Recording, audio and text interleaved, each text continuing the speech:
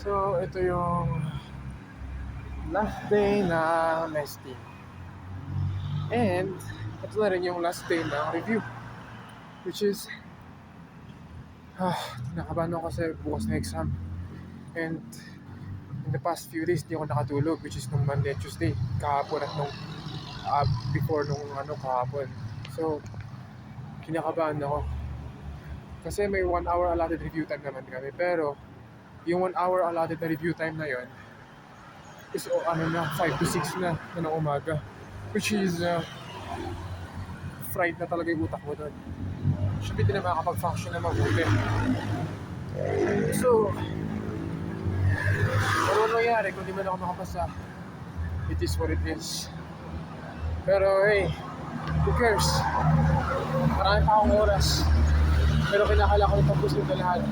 That's all. 17th day. Bye.